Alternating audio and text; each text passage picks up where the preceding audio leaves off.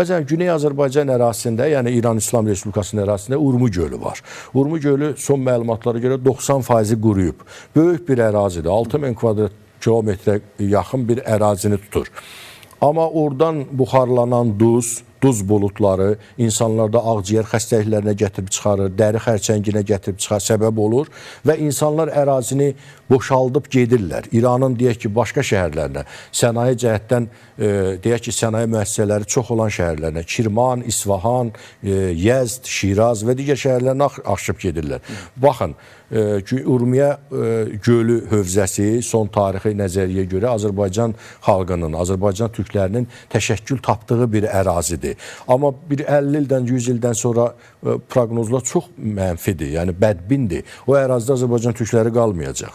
Çünki insanları yaşamaq üçün əlverişli mühit lazımdır. Hava lazımdır, su lazımdır, torpaq lazımdır.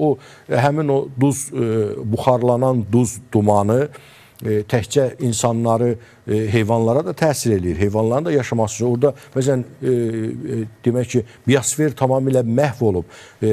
Heyvan, balıqlar orada yaşayırdı. Deyək ki, dəniz heyvanları yaşayır. Onların heç biri artıq orada qalmıyor. İnsanlar məcbur olub köçüb gedirlər. Məsələn, bu problem 40 il bundan əvvəlin problemidir. Özbəkistandan, Qazaxıstanda Aral gölü var. Aral gölü gözümüzün önündə qurudu. Pambıqçılığa qurban verildi. Amudərya və Sırdərya çaylarının qarşısı kəsildi pambıqçılığı suvarmaq məqsədi ilə və göl qurudu. O göl ərazisi böyük bir ekoloji fəlakət zonasına çevrildi. Oradan da eyni proses orada da getdi. Orada da əhali köç elədi, başqa yerlərə getdi.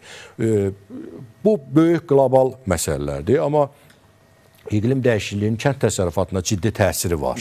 Məsələn, su resurslarının qurumasının, elə gəlin Azərbaycandan götürək, Azərbaycan su stresi yaşayan ölkələrdəndir. Bizim su ehtiyatlarımız çox azdır. Cənubi Qafqazda ən böyük su resurslarına malik ölkə Gürcüstandır, Ermənistanın da hətta su resursları bizdən çoxdur və çox təəssüfdür, yəni təəssüflə qeyd edək ki, bəzi çaylarımız Ermənistan ərazisindən gəlir, onlar da Ermənistanın dağ mədən sənayesinin çirklənməsinə məruz qalır.